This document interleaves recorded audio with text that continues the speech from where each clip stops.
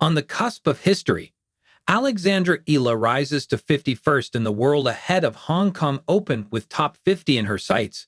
A breakthrough year for Alexandra Eala just keeps getting better and better, with her now on the brink debuting in the WTA top 50 after reaching to a best 51st in the world.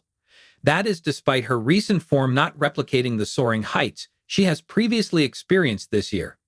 With barely anything to defend in 2025, it is a free hit for the 20-year-old to climb as high as she can in the rankings without having to look behind her with the one-year ranking system.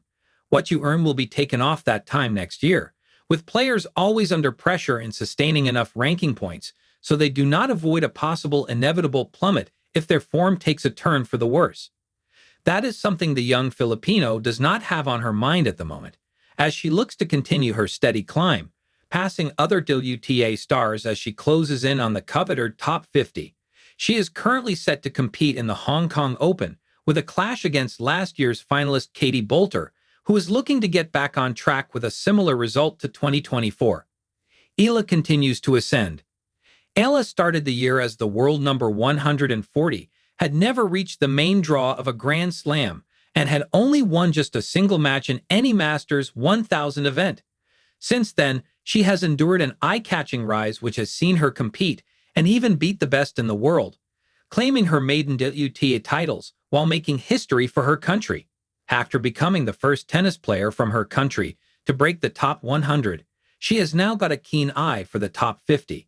As things stand, she sits in 51st on the same quantity of rankings points as Anastasia Potapova with 1,131 points accumulated.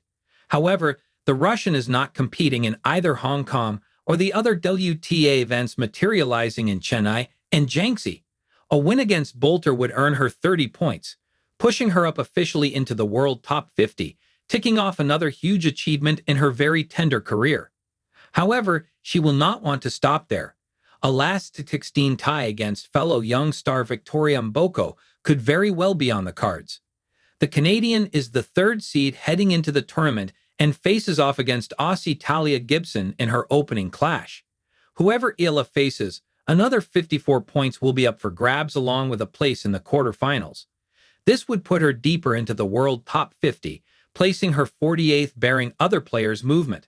A semi-final appearance could push her up another couple of places to 46th in the world, with a final bumping her up to world number 43.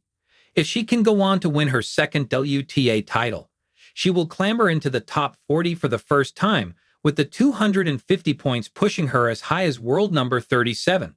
This does not factor other players' involvement, with numerous stars still competing in Asia with these 250 events, the last chance many players will get of adding ranking points to their tallies. While the title is still a long way off, Eala has proven that she is good enough to go the whole way. At the Eastbourne Open, things could have gone very differently in a dramatic final encounter with fellow youngster Maya Joint. Eala squandered 4 match points before the Aussie claimed her second to cruelly snatch the title away from an emotional Eala. She managed to get over the line in a WTA 125 event in Guadalajara, overcoming Panna Udvardy in 3 sets. Adding to that, her mesmerizing semi-final in the Miami Open as a wild card caught loads of tennis fans' attention, most notably how he dismissed Grand Slam champions such as Jelena Ostapenko, Madison Keys, and most notably Iga Swiatek, all without dropping a set. Despite her losing out to eventual runner-up Jessica Pegula, this result proves that she has the capability of beating anyone on her day and that there will be a lot more of her to come in the future.